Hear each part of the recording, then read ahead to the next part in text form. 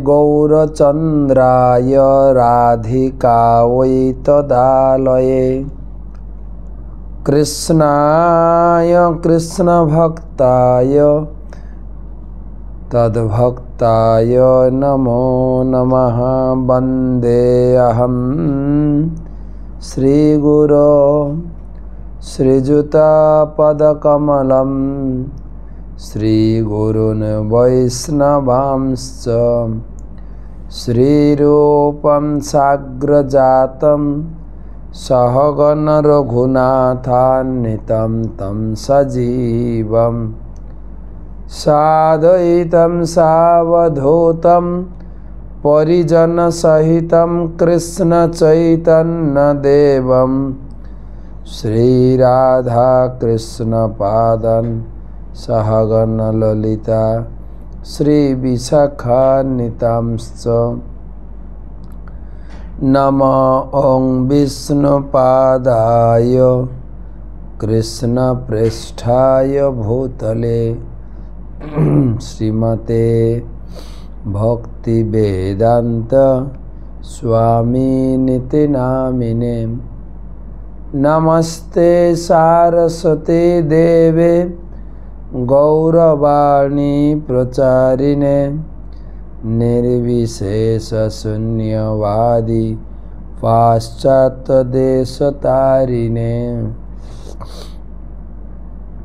ॐ नीलाचलनिवासाय नित्याय परमात्मने बलभद्रसुभद्राभ्यां जगन्नाथाय ते नमः। कृष्णाय वासुदेवाय देवकीनन्दनाय च नन्दगोपकुमाराय गोविन्दाय नमो नमः। तप्तकाञ्चन गौरांगी राधे वृन्दावनेश्वरी वृषभानुसुते देवी प्रणमामि हरिप्रिये। जय श्री कृष्ण चैतन्य प्रभु नित्यानंद श्री अद्वैत गदाधर श्रीवासदि श्री गौरभक्तबिंद। हरे कृष्ण कृष्ण कृष्ण हरे हरे, हरे राम राम राम हरे हरे। ओं नमो भगवते वासुदेवाय, ओं नमो भगवते वासुदेवाय, ओं नमो भगवते वासुदेव। नारायणं नमस्कृत्य नरं चैव नरोत्तमं देवीं सरस्वतीं व्यासं ततो जयम् उदीरयेत्। ग्रंथ श्रीमद्भागवतम चतुर्थ स्कंधे अष्टाविंशति अध्याये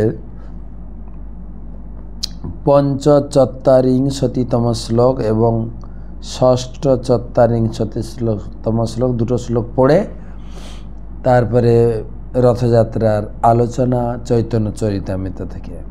45 नम्बर श्लोक। अजानति प्रियतमं जदो परतमंगना सुस्थिरासनमासाद्य यथा पूर्वम उपाचरत। विदर्भी नंदिनी तार पति जे देहत्याग करेছেন বুঝতে না পারা পর্যন্ত স্থির আসনে উপবিষ্ট তার পতির সেবা করে যেতে লাগলেন। এই বর্ণনা থেকে পতিত হয় যে রানী যখন তার পতির সেবা করতেন তখন তিনি তার সঙ্গে কথা পর্যন্ত বলতেন না, তিনি নিঃশব্দে তার কর্তব্য কর্ম করে যেতেন। এইভাবে তিনি তার সেবা করেছিলেন যতক্ষণ পর্যন্ত না তিনি বুঝতে পেরেছিলেন যে তার পতি দেহত্যাগ করেছেন। পরের শ্লোক। যথা নোপলভে তাংঘ্রাম বুষ্মাণং পত্যুরর্চতি আসিত সংবিঘ্ন হৃদয়া যুথ ভ্রষ্টা মৃগী যথা। তিনি যখন তার পতি সেবা করছিলেন তখন তিনি উষ্ণতা অনুভব না করার ফলে বুঝতে পেরেছিলেন যে তিনি দেহত্যাগ করেছেন।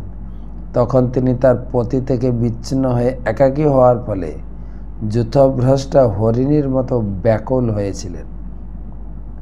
যখনই শরীরে রক্ত এবং বায়ুর সঞ্চালন বন্ধ হয়ে যায় তখন বোঝা যায় যে আত্মা দেহত্যাগ করেছে।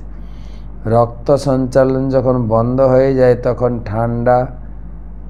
তখন হাত পা ঠান্ডা হয়ে যায়। দেহ জীবিত না মৃত তা বোঝা যায় হৃদয়ের স্পন্দন এবং হাত ও পায়ের উষ্ণতা থেকে।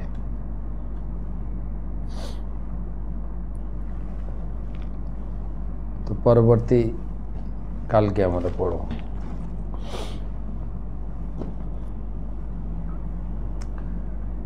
অনর্পিত চরিম চিরাদ করুণয়া অবতীর্ণ কলৌ সমর্পয়িতুম উন্নত উজ্জ্বল রসম সভক্তি শ্রিয়ম হরি পুরট সুন্দর দ্যুতি কদম্ব সন্দীপিত সদা হৃদয় কন্দরে স্ফুরতু বসচিনন্দন।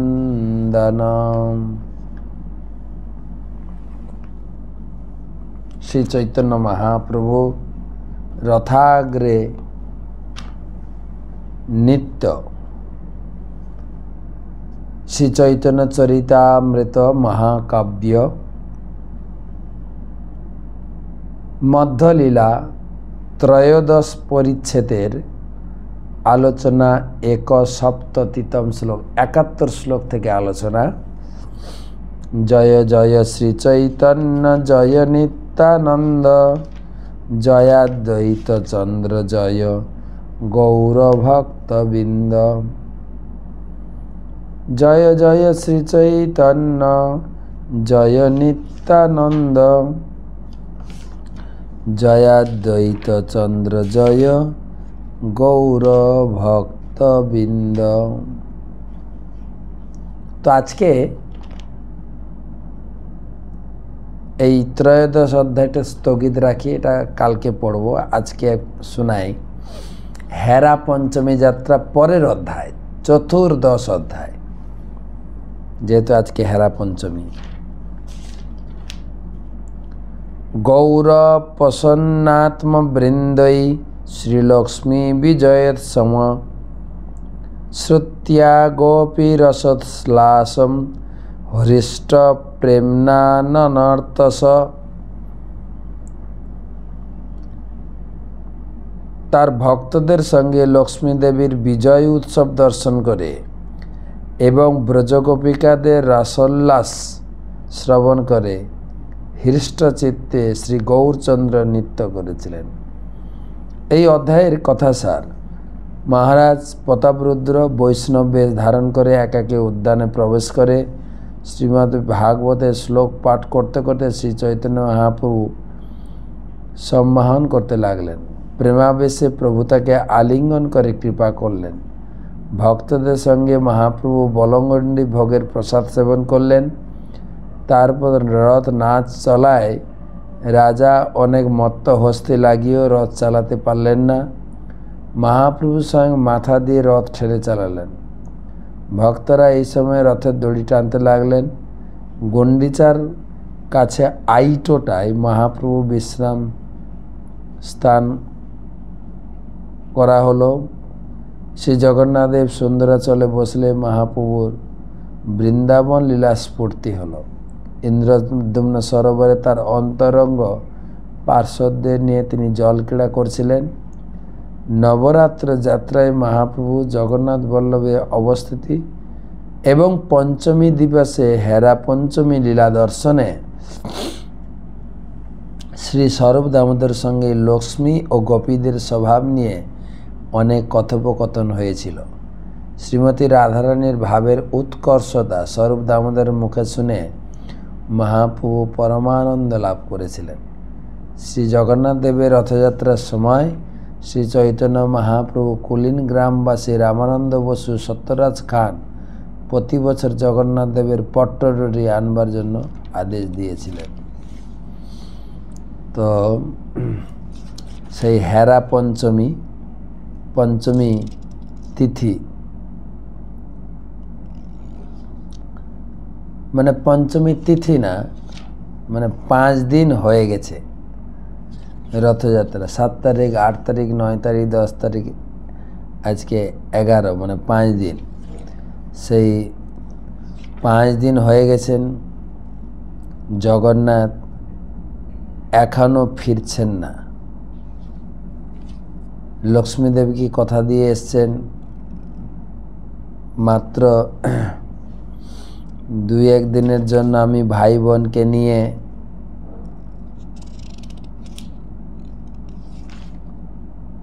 আমি ঘুরতে যাচ্ছি, শীঘ্রই ফিরে আসব। আর লক্ষ্মী দেবী দেখছেন এখনও প্রভু ফিরছেন না। তখন লক্ষ্মী দেবী বেরিয়েছেন যে প্রভু কোথায় গেল, খুঁজতে বেরিয়েছেন। সেই হেরা পঞ্চমীর অপূর্ব লীলা মহাপ্রভু ভক্তদের সঙ্গে পুরীতে আস্বাদন করেছিলেন, সেই কথাই আমরা আলোচনা করব।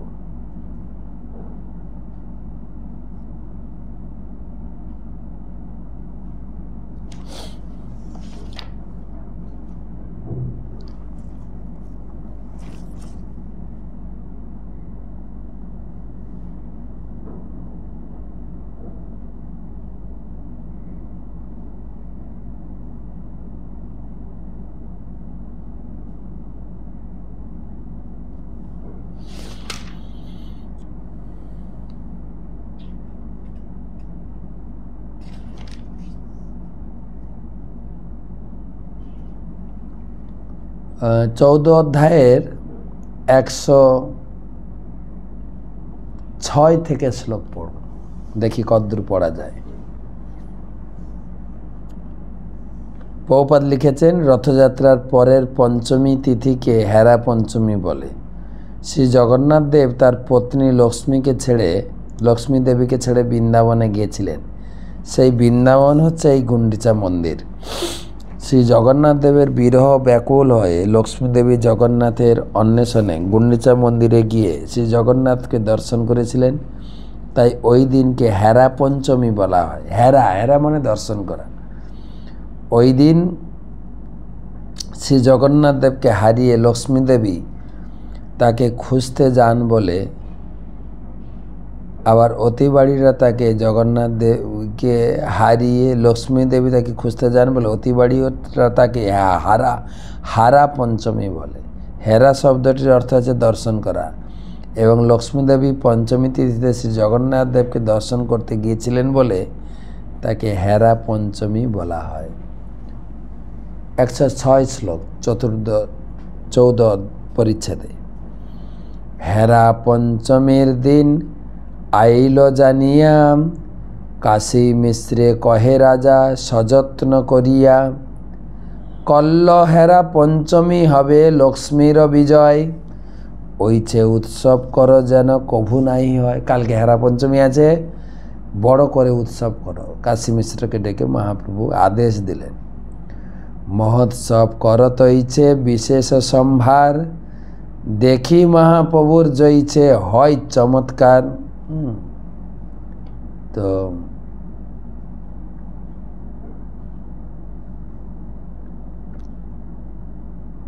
বড় করে উৎসব করে মহাপ্রভুকে আমরা খুশি করব। ঠাকুরের ভাণ্ডারে আর আমারও ভাণ্ডারে, চিত্র বস্ত্র কিঙ্কেনি আর ছত্র চামরে, ধ্বজা বৃন্দ পতাকা ঘণ্টায় করহ মণ্ডন, নানাবাদ্য নিত্য দোলায় করহ সাজন, দ্বিগুণ করিয়া কর সব উপহার, রথযাত্রা হইতে যাইছে হয় চমৎকার, সেই তো করহ প্রভু লইয়া ভক্তগণ, স্বচ্ছন্দে আসিয়া যাইছে করহ করেন দর্শন। প্রতাপদিত্য রাজা তিনি কাশী মিশ্রকে আদেশ দিচ্ছেন যে এই হেরা পঞ্চমী উৎসবটা খুব আড়ম্বর করে করো, আমার ভাণ্ডারে এবং জগন্নাথের ভাণ্ডারে যা আছে সেইটা দিয়ে পতাকা ধ্বজা ছত্র দিয়ে পুরো পুরীকে সাজিয়ে দাও। আর বিভিন্ন প্রকার বাদ্যি বাজনা, ঘণ্টার ধ্বনি, শঙ্খধ্বনি, উলুধ্বনি, ব্যান্ড পার্টি যা আছে ধুমধাম সহকারে সাজাও, যাতে মহাপ্রভু খুব খুশি হন। প্রাতকালে মহাপ্রভু নিজ গণ লইয়া জগন্নাথ দর্শন কইল সুন্দরাচলে যায়। সুন্দরাচল মানে গুন্ডিচা মন্দির, নীলাচল মানে মেন মন্দির, দুটো মনে রাখবেন, নীলাচল সুন্দরাচল। নীলাচলে আইলা পুনা ভক্তগণ সঙ্গে, দেখিতে উৎকণ্ঠা হেরা পঞ্চমী রঙ্গে। গুন্ডিচাতে জগন্নাথ দর্শন করে মন্দিরে ফিরেছেন, মূল মন্দিরে। কেন ফিরেছেন? এই হেরা পঞ্চমী দর্শন করব।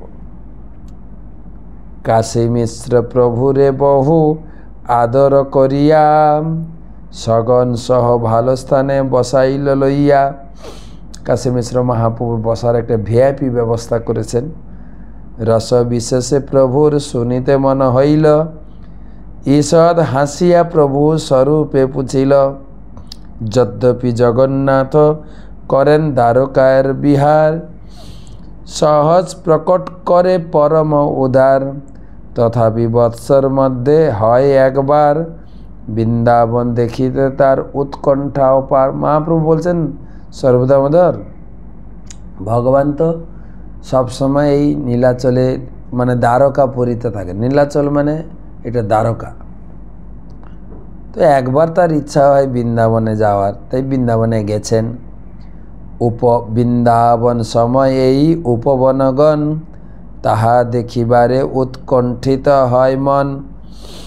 বাহির হইতে করে রথযাত্রা ছল, সুন্দরাচলে যাই প্রভু ছাড়ি নীলাচল। এমনি বাইরে বলা হয় এটা রথযাত্রা, কিন্তু জগন্নাথের মেন ইচ্ছা হচ্ছে তিনি এই দ্বারকা মানে নিজের মন্দির ছেড়ে একটু বৃন্দাবনের সেই বৃন্দাবনের ভাব, বন জঙ্গল, গাই বাছুর, গোপ গোপী, তাদের একটু সেই পরিবেশ এবং তাদের একটু সঙ্গ লাভ করবেন। নানা পুষ্পোদ্যানে তথা খেলে রাত্রি দিনে, লক্ষ্মী দেবীর সঙ্গে নাহি লয় কি কারণে। তিনি বৃন্দাবনে গেছে, লক্ষ্মীকে নিয়ে যায়নি কেন? স্বরূপ কহে শুন প্রভু ইহার কারণ, বৃন্দাবন ক্রীড়াতে লক্ষ্মীর নাহি অধিকার। বৃন্দাবনে লক্ষ্মীর প্রবেশ অধিকার নেই। বৃন্দাবন লীলায় কৃষ্ণের সহায় গোপীগণ, গোপীগণ বিনা কৃষ্ণের হরিতে না রে মন। বৃন্দাবনে গোপীরা, লক্ষ্মীর স্থান নেই। বৃন্দাবন লীলার মাধুর্যতা উৎকর্ষতা অনুভব করে। লক্ষ্মী দেবীও চেয়েছিলেন আমিও বৃন্দাবনে গিয়ে রাসলীলায় অংশগ্রহণ করব। বৃন্দাবনে গিয়ে তপস্যা করছেন বেলবন বা শ্রীবনে, এখনও তার রাসলীলাতে প্রবেশ অধিকারের অনুমতি মিলে নাই, এখনো তপস্যা করছে। তো বৃন্দাবনে এই গোপী ভাবের লীলাতে লক্ষ্মী দেবীর প্রবেশ অধিকার নেই। প্রভু কয়ে যাত্রা ছলে কৃষ্ণের গমন, সুভদ্রা আর বলদেব সঙ্গে দুইজন। গোপী সঙ্গে যত লীলা হয় উপবনে, নিগূঢ় কৃষ্ণের ভাব কেহ নাহি জানে। অতএব কৃষ্ণের প্রাকট্যে নাহি কিছু দোষ, তবে কেন লক্ষ্মী দেবী করে এত রোষ। ঠিক আছে, এখন বৃন্দাবনে ভাই বোনকে নিয়ে একটু আনন্দ প্রমোদ করছে, তা লক্ষ্মী দেবী এত রেগে গেলেন কেন? স্বরূপ কহে প্রেমে বতীর এই তো স্বভাব, কান্তের ঔদাস চলে সে এই ক্রোধ ভাব। বলে এটা তো স্বাভাবিক স্বামী স্ত্রীর ব্যাপার। যখন স্বামী একটু স্ত্রীকে উদাসীনতা দেখায়, স্ত্রী রেগে যায়। হেনকালে খচিত চাহে বিবিধ রতন, সুবর্ণের চৌদলা করি আরোহণ। আর এই আলোচনা হতে হতেই একদম পালকিতে করে ধ্বজা চামর ছত্র পতাকারগণ, নানা বাদ্য আগে নাচে দেবদাসীগণ। বিশাল একটা শোভাযাত্রা বেরিয়েছে, পালকিতে করে আসছেন, ধ্বজা চামর বিশাল একটা আড়ম্বর নিয়ে বেরিয়েছে না। আর তার সামনে নৃত্য করছে দেবদাসীরা। তাম্বুল সম্পুট ঝাড়ি বেজন চামর, সাথে দাসী শতহার দিব্য ভূষাম্বর। অলৌকিক ঐশ্বর্য সঙ্গে বহু পরিবার, ক্ষুব্ধ হইয়া লক্ষ্মী দেবী আইলা সিংহদাসে। লক্ষ্মী দেবী একদম সিংহাসনে, মানে কি বলা যায়, পালকিতে করে বিশাল আড়ম্বর সহকারে বেরিয়েছেন। তিনি তাম্বুল চর্বণ করছেন, তার অনেক দাস দাসী, আর অত্যন্ত সুন্দর করে সেজেছেন, একদম ঐশ্বর্যশালী হয়ে বেরিয়েছেন। জগন্নাথের মুখ্য যত ভিত্তগণে, লক্ষ্মী দেবীর দাসীগণ করেন বন্ধনে। এদিকে এসে জগন্নাথের সেবকদের একদম বেঁধে পিটানো শুরু করেছে লক্ষ্মী দেবীর লোকেরা। বান্ধিয়া আনিয়া পাড়ে লক্ষ্মীর চরণে, চোরে যেন দণ্ড করি লয় লানা ধরে। সব ধরে বেঁধে লক্ষ্মীর চরণে ফেলছে, আর লক্ষ্মী দেবী তাদের শাস্তি দিচ্ছেন। এখানে বলা হয়েছে যেন চোর ধরি দণ্ড লহে নানা ধনে। অচেতন বত্তারে করেন তাড়নে, নানা মতো গালি দেন ভণ্ড বচনে। উল্টা পাল্টা গালিও দিচ্ছেন আর একদম পরাস্ত করছেন। লক্ষ্মীর সঙ্গে দাসীগণের পাগলভ্য দেখিয়া, হাসে মহাপ্রভুর গণ মুখে হস্ত দিয়ে। এ কি বলছে? লক্ষ্মীর দাসীরা একদম এত গালাগালি করে পাণ্ডাদের, মানে জগন্নাথের সেবকদের বেঁধে মা লক্ষ্মীর কাছে বলছে, আর গালাগালি দিচ্ছেন। মহাপ্রভু মুখ বন্ধ করে হাসছেন। দামোদর কহে ওইছে মানের প্রকার, ত্রিজগতে কাহা নাহি দেখি শুনিয়ার। মানিনী নিরুৎসাহে চাড়ে বিভূষণ, ভূমে বসি নখে লেখে মলিন বদন। পূর্বে সত্যভামার শুনি এবং বিধমান, ব্রজে গোপীগণের মান রসের নিধান।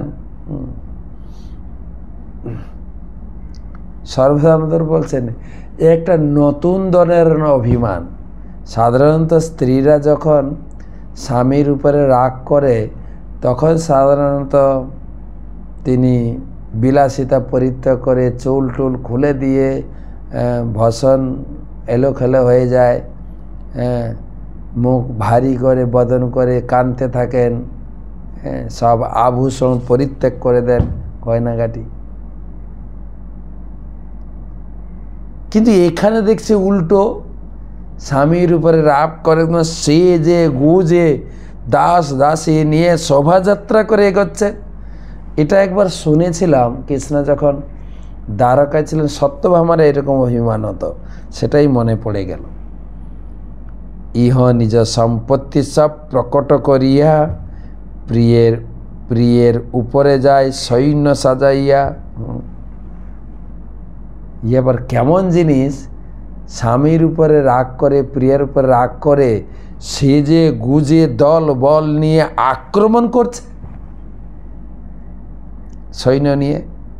প্রভু কহে কহ ব্রজের মানের প্রকার, স্বরূপ কহে গোপ নদী শতধার।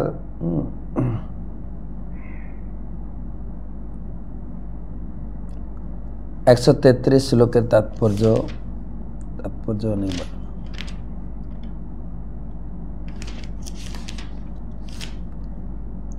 জগন্নাথ দেবের সেই সময় যে রথযাত্রা করেন সেই সময় তিনি লক্ষ্মী দেবীকে বলে যান আমি কালই ফিরব। 2-3 দিন বিগত হওয়ার পরও জগন্নাথ ফিরে না আসায় তার প্রতি কান্তের ঔদাস্য দর্শন করে প্রেমবতী লক্ষ্মী দেবী স্বাভাবিকভাবেই ক্ষুব্ধ হন। তখন সমস্ত দাসীদের নিয়ে বিমানে সজ্জীভূত হয়ে লক্ষ্মী দেবী মন্দির থেকে বেরিয়ে আসেন। লক্ষ্মী দেবীর পরিচারিকারা জগন্নাথ দেবের প্রধান পরিচারকদের বেঁধে লক্ষ্মী দেবীর কাছে নিয়ে আসেন। 139 শ্লোকে তাৎপর্য। স্বরূপ দামোদর গোস্বামী লক্ষ্মী দেবের এই ঔদ্ধত্য দর্শন করে ব্রজগোপিকাদের প্রেমের উৎকর্ষ চৈতন্য মহাপ্রভুকে জানাবার জন্য লক্ষ্মী দেবী এই ধরনের মানের প্রকার আমি কখনো ত্রিজগতে দেখিনি। প্রিয়া মানিনী হলে উৎসাহহীন হয়ে ভূষণাদি পরিত্যাগ করে মলিন বদনে ভূমিতে বসে নখ দিয়ে লেখেন। ব্রজগোপিকাদের এই প্রকার মান ও পুরবাসিনী সত্যভামার এই প্রকার কথা শোনা গেছে, কিন্তু লক্ষ্মী দেবীর মান তার বিপরীত দেখছি। ইনি তার ঐশ্বর্য প্রকাশ করে সৈন্য সাজিয়ে প্রিয়ার উপরে আক্রমণ করছেন। প্রভু কহে কহ ব্রজের মানের প্রকার, স্বরূপ কহের গোপী মান নদী শতধার। মহাপ্রভু বলছে তাহলে ব্রজের গোপিকাদের যে মান সেটা একটু বর্ণনা করে শোনাও। স্বরূপ দামোদর বলছে কি বলবো, শত শত কথায় বর্ণনা করা শেষ যাবে না, শতধারা। নায়িকার স্বভাব প্রেম বৃত্তে বহুভেদ, সেই ভেদে নানা প্রকার মানের প্রভেদ। নায়িকার স্বভাব এবং প্রেম বৃত্তি নানা প্রকার, সেই ভেদ অনুসারে সেই নায়িকার মানের উদয় হয়। সম্যক গোপিকার মান না যায় কথন, 1-2 ভেদে করি দিক দর্শন। সব গোপিকাদের মান সম্যক রূপে বর্ণনা করা সম্ভব নয়।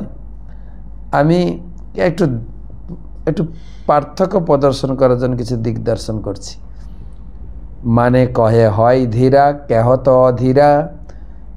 এই 3 ভেদে কেহ হয় ধীরা ধীরা, ধীরা অধীরা ধীরা ধীরা, মানে 3 ভাগে বিভক্ত। ধীরা কান্তে দূরে দেখি করে প্রত্যুত্থান, নিকটে আসিলে করে আসন প্রদান। হৃদয়ে কব মুখে কহে মধুর বচনে, প্রিয় আলিঙ্গিতে তারে কহে আলিঙ্গনে। ধীরা হচ্ছে দূর থেকে যখন তার কান্ত বা স্বামীকে দেখবেন, সেও মান করেছে, দূর থেকে তখন দাঁড়িয়ে তাকে বসতে আসন দেবেন, তার হৃদয়ে ক্রোধ প্রকাশ না করে মধুর বচনে কথা বলেন এবং আলিঙ্গন করতে চায়। সরল ব্যবহার করে মানের পোষণ, কিংবা সল্লুণ্ঠ বাক্যে করে প্রিয় নিরসন। ধীরা নায়িকা সরল ব্যবহারে তার মান পোষণ করেন, অর্থাৎ ঈষৎ হাস্য পরিযুক্ত বাক্যের দ্বারা বা ব্যজস্তুতি বাক্যের দ্বারা প্রেমিকের আচরণের প্রতিবাদ করেন সরলভাবে। এগুলো ধীরা। অধীরা নিষ্ঠুর বাক্যে করে ভৎসন, কর্ণোৎপলে তাড়ে করে মালায় বন্ধন। অধীরা নায়িকা কখনো নিষ্ঠুর বাক্যে প্রিয়কে ভৎসনা করেন, কখনো কর্ণের দ্বারা তাড়না করেন এবং কখনো তার ফুলের মালা দিয়ে বাঁধেন। ধীরা ধীরা বক্র বাক্যে করে উপহাস, কভু স্তুতি কভু নিন্দা কভু বা উদাস। ধীরা গেল অধীরা গেল বা ধীরা ধীরা হচ্ছে দুটোই থাকে, কখনো ঠান্ডা মাথায় কখনো গরম মাথায় অভিমান করে। মুগ্ধা মধ্যা প্রগলভা এই 3 নায়িকার ভেদ। মুগ্ধা নাহি জানে মানের বৈদগ্ধ বিধেদ। নায়িকা 3 প্রকার, মুগ্ধা মধ্যা প্রগলভা। মুগ্ধা নায়িকার মান মান চাতুর্যে কোনো প্রকার ভেদই জানে না। মুখ আচ্ছা দিয়া করে কেবল রোদন, কান্তের প্রিয় বাক্যে শুনে হয় প্রসন্ন। আর মুখ বুঝিয়ে কাঁদতে থাকে, তখন তার কান্ত তাকে সান্ত্বনা দেন, তখন খুব সন্তুষ্ট হন। মধ্যা ভলা ভরে, মধ্যা প্রগলভা ভরে ধীরাদি বিভেদ, তার মধ্যে স্বভাবে তিন ভেদ। কেহ পখরা, কেহ মৃদু, কেহ হয় সমা, স্বভাবে কৃষ্ণের বাড়াই প্রেমর সীমা। পাখর্য মার্দব সাম্য, স্বভাব নির্দোষ,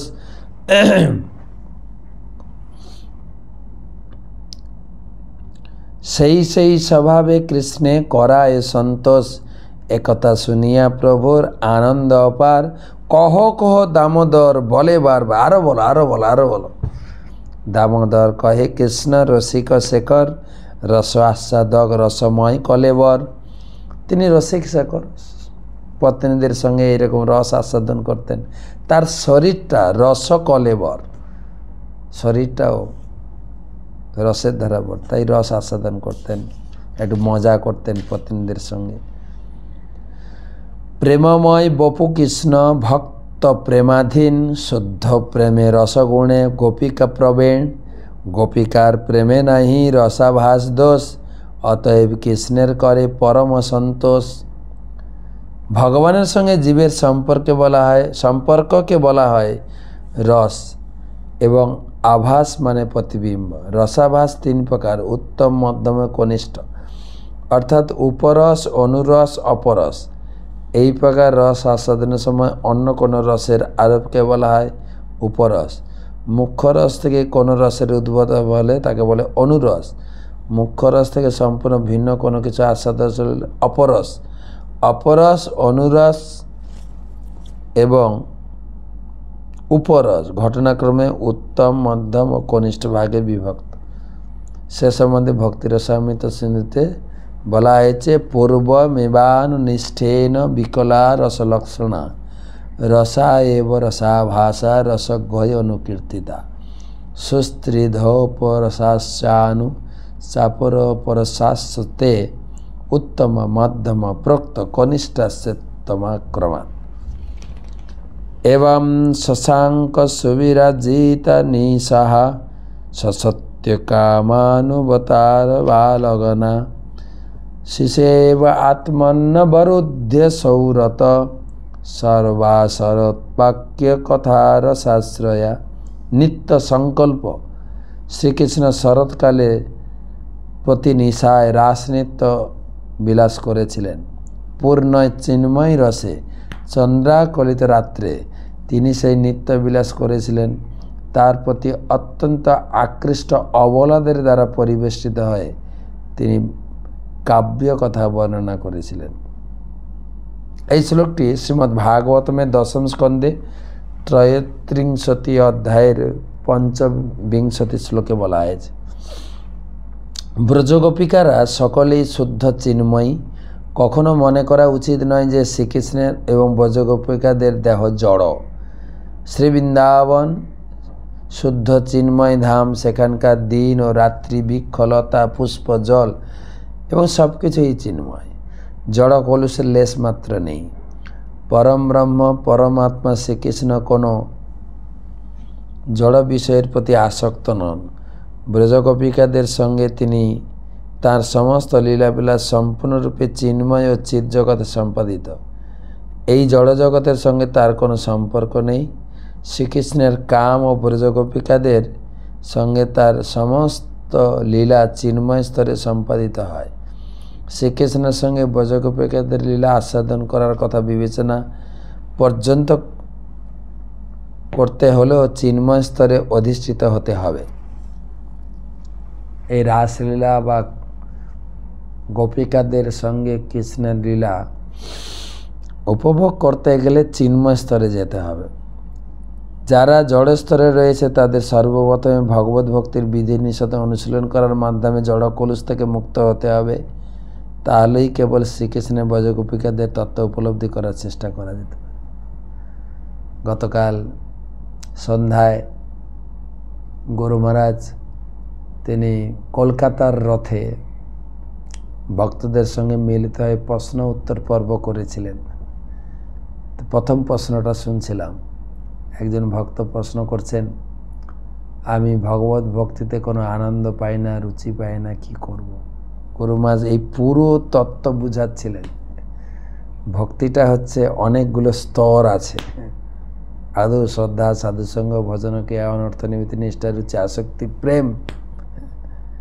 তুমি এখন অনুশীলন করো, অনুশীলন করতে করতে তোমার রুচি আসবে, আসক্তি আসবে, ভাব আসবে, প্রেম, তখন তুমি ছাড়তে পারবে না, এত আনন্দ পাবে। সেটা মনে পড়ে গেল।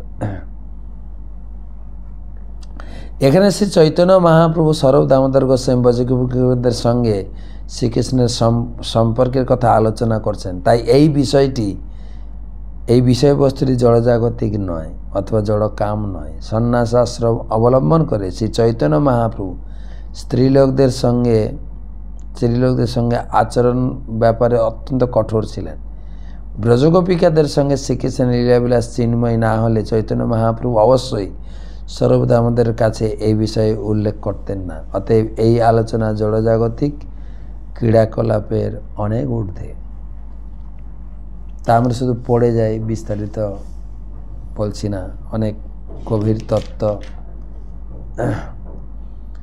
বামায় এক গোপীগণ, দক্ষিণা একগণ, নানাভাবে করাই কৃষ্ণের রস আস্বাদন। গোপীগণ মধ্যে শ্রেষ্ঠা রাধা ঠাকুরানী, নির্মল উজ্জ্বল রস প্রেমরত্ন খনি। বয়সে মধ্যমা তেহ, স্বভাবেতে সমা, গাঢ় প্রেম ভাবে তেহ নিরন্তন বামা। প্রভুপাদ তাৎপর্য লিখছেন উজ্জ্বল নীলমণি গ্রন্থে। শিল রূপ গোস্বামী বামা ও দক্ষিণা গোপীদের বর্ণনা করেছেন। বামা গোপীদের বর্ণনা করে বলেছেন, মানগ্রহে সদযুক্তা তচ্ছৈথিল্যে চকোপনা অভেদ্যা নায়কে প্রায় কুরো বামেতি কীর্ততে। যে নায়িকার মান গ্রহণে সর্বদা উপযোগ বিশিষ্টা এবং মান শৈথল্য কব বিশিষ্টা নায়কের বশ্য মন ও তার প্রতি কঠিনা, তিনি বামা নামে কথিতা। দক্ষিণা গোপীদের বর্ণনা, অসহামান নির্বন্ধে নায়কে যুক্তবাদিনী, সমাভিস্তেন ভেদ্যা চ দক্ষিণা পরিকীর্তিতা। আপনারা বইটা হাতে রাখবেন, তাহলে বুঝতে সুবিধা হবে। আমার সঙ্গে সঙ্গে পড়ে যাবেন। যে নায়িকা মান গ্রহণে অসহা, নায়কের প্রতি যুক্ত বাক্য প্রয়োগকারিণী, নায়কের সল্লুষ্ঠ বাক্যে প্রসন্না, তিনি দক্ষিণা নামে কথিতা।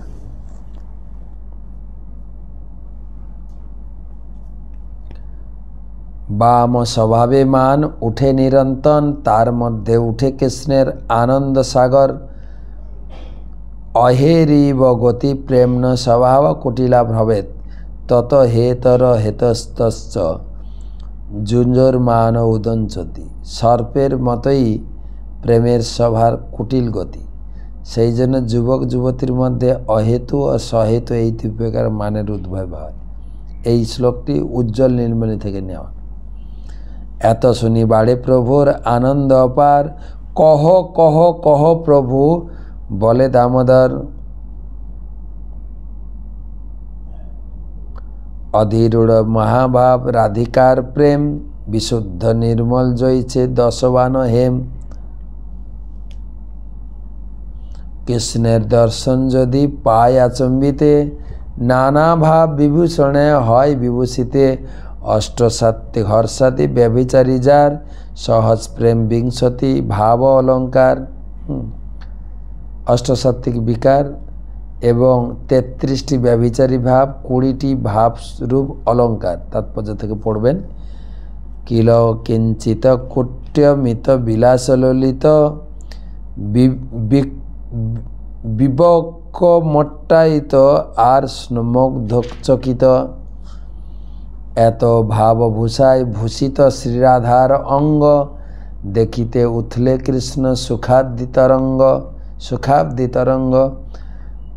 কিল কিঞ্চিতাদি ভাবের শুন বিবরণ, যে ভাব ভূষায় রাধা হরে কৃষ্ণ মন। রাধা দেখি কৃষ্ণ জ্যোতি ছুঁইতে করে মন, দান ঘাটি পথে যাবে বর্জেন গমন। যবে আসি মানা করে পুষ্প উঠাইতে, সখীগণ চাহে যদি গায়ে হাত দিতে, এই সব স্থানে বিলং কিঞ্চিত উদ্গম, প্রথমে হর্ষ সঞ্চারী মূল কারণ। সেই সময় বিলঙ্কিত ভাবের উদ্গম হলো। শ্রীমতী রাধারানী যখন বাড়ির বাইরে যান তখন অত্যন্ত সুন্দর আকর্ষণীয় সজ্জায় সজ্জিত হন। এটি কৃষ্ণের আকর্ষণ করার জন্য স্ত্রী সুলভ স্বভাব, তার সৌন্দর্যে আকৃষ্ট হয়ে শ্রীকৃষ্ণ তার অঙ্গ স্পর্শ করতে ইচ্ছা করেন। তখন কোনো অছিলায় দান ঘটি যাওয়ার পথে অথবা পুষ্পকাননে শ্রীকৃষ্ণ তাকে বাধা দেন। এইভাবে শ্রীকৃষ্ণ শ্রীমতী রাধারানীর সঙ্গে লীলাবিলাস করেন। শ্রীমতী রাধারানী গোপ বালিকা, তাই তিনি কলসিতে দুধ নিয়ে যমুনার অপর পারে বিক্রি করতে যান। নদী পার হলে শুল্ক দিতে হয়, সেখানে মাঝি শুল্ক সংগ্রহ করে সেই স্থানটিকে বলা হয় দান ঘাটি, যেখানে শ্রীকৃষ্ণ রাধারানীকে বাধা দিয়ে বলেন যে তুমি শুল্ক না দেবে যে পর্যন্ত তোমাকে বাধা দেওয়া হবে না। শ্রীমতী রাধারানীর সঙ্গে শ্রীকৃষ্ণের যে লীলা তাকে বলে দান কেলি লীলা।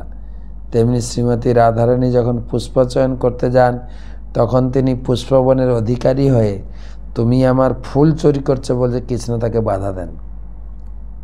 এই সব স্থলে এই সময় শ্রী রাধারানীর কিলকিঞ্চিত ভাবের উদ্গম হয়। এই সমস্ত ভাবের লক্ষণগুলি রূপ গোস্বামী উজ্জ্বল নীলমণিতে বর্ণনা করেছেন।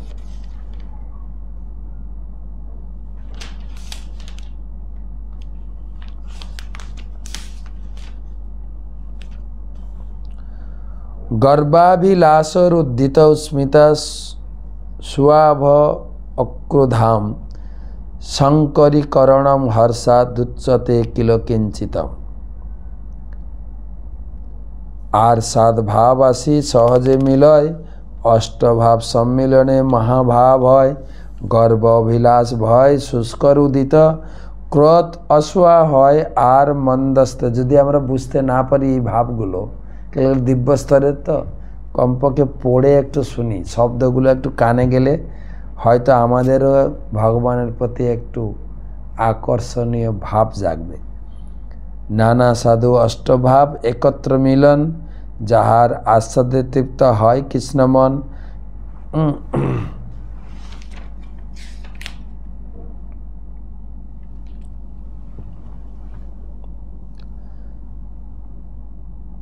দধি খণ্ড ঘৃত মধুর মরিচ কর্পূর, এলাচি মিলনে জয়ছে রসলা মধুর। এই ভাবযুক্ত দেখি রাধাস্য নয়ন, সঙ্গম হইতে সুখ পায় কোটি গুণ। উজ্জ্বল নীলমণি গ্রন্থে এই সমস্ত কথা লেখা আছে। অন্তস্মেরতজ্জলা জলকণ বাকীর্ণ পক্ষাঙ্কুরা, কিঞ্চিত পাটলিতাঞ্জলা রসিক তৎসিকা পুরকুঞ্চতি।